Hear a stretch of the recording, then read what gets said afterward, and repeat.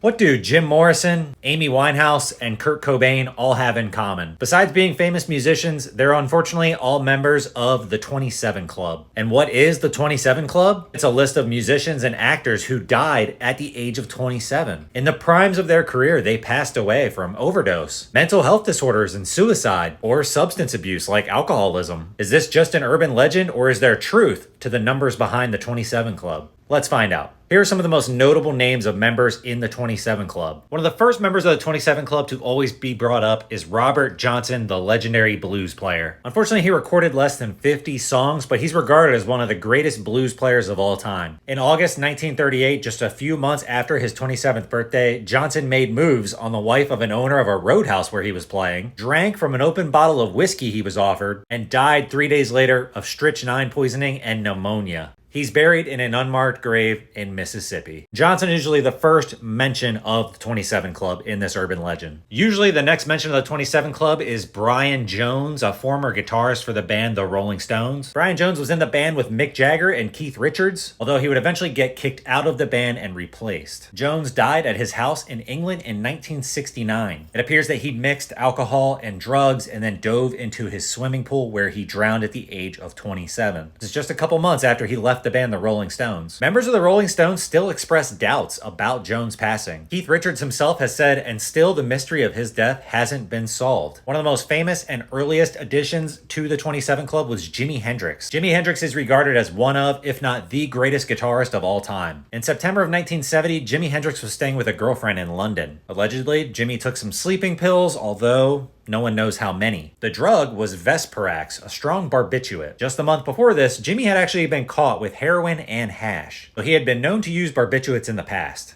Half of one of those tablets is enough to put a man to sleep for 8 hours, but Jimi may have swallowed as many as 9. He had also been drinking before taking these pills. Jimi Hendrix would die choking on his own vomit as he slept, overdosing from barbiturates. Jimi Hendrix is one of the most infamous members of the 27 Club, and who knows where music would be at today if he were still here. Famous singer-songwriter Janis Joplin is well known for her Woodstock 69 performance. One of the last songs she would ever sing is her famous song, A Woman Left Lonely. At around 1 a.m., October 4th, 1970, she got her heroin kit out and injected a vein of heroin into her arm. Then she went to the cigarette machine in her hotel lobby, returning to her room with a pack of cigarettes. Janis Joplin returned to her room, closed the door, started to undress, and reached to put her pack of cigarettes on the nightstand. As she did so, high on heroin, she keeled over, hitting her face on the table as she fell to the floor, where she was found dead the next day. The next edition of the 27 Club is one of the most infamous, yet least surprising of all time. Troubled poet and famous singer of the band The Doors, Jim Morrison, passed away in 1971. The 27-year-old was taking a bath at his girlfriend's place in Paris, France. Jim Morrison had struggled heavily with drugs and alcohol in the past, but because France has no law ordering them to do an autopsy after death, we may never truly know what happened to Jim Morrison, which is why the eerie passing of his death at age 27 has caused so much speculation. Jim Morrison is one of the greatest songwriters of all time, second only to maybe the next person on this list. Kurt Cobain is known as one of the most talented but troubled musicians of our generation. His body was discovered Friday, April 8th of 1994. The Nirvana frontman suffered a self-inflicted gunshot wound to the head. He did leave written evidence of this in a suicide note, and his substance abuse counselor noted how worried Kurt Cobain was about losing his home. Not only did Kurt Cobain suffer from suicidal tendencies and mental health disorders, he suffered from drug abuse and had a tumultuous relationship with his partner Courtney Love. Kurt Cobain is the face of Gen X and the voice of an entire generation. Unfortunately, he left behind a daughter, and we'll never truly know what we could have seen in rock music with Kurt Cobain still here.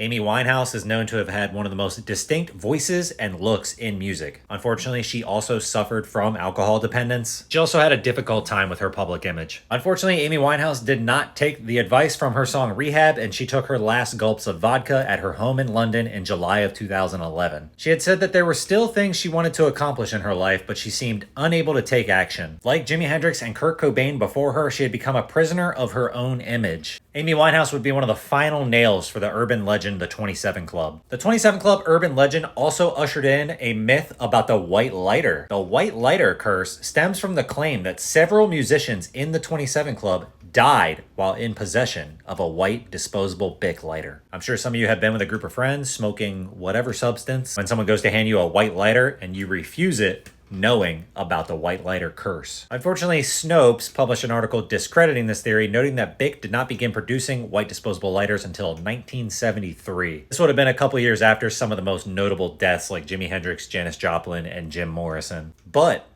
that doesn't mean it's not true. Maybe they just peeled a different colored wrapper off. Is the 27 Club just an eerie coincidence or a true fate for young artists? Statistically, is the claim true that the majority of celebrities die at the ripe young age of 27? This claim has been debunked by the British Medical Journal in December of 2011. They concluded that there was no increase in the risk of death for musicians at the age of 27, stating that there were equally small increases at the ages of 25 and 32. The study noted that young adult musicians have a higher death rate than the general young adult population. Fame may increase the risk of death among musicians, but this risk is not limited to the age of 27. Whether you want to chalk that up to an increased adventurous lifestyle, partying, drug use, alcoholism, live fast, die young, that remains to be seen, but there is no specific increase at the age of 27 according to that study. In fact, in 2014, an article in The Conversation suggested that statistical evidence shows popular musicians are most likely to die at the age of 56, not 27. But rest assured that the growing list of members to the 27 Club, especially such generational talent like the ones we talked about today, only leads to more speculation about the eeriness surrounding this exclusive club. A club that you don't necessarily want to be a member of,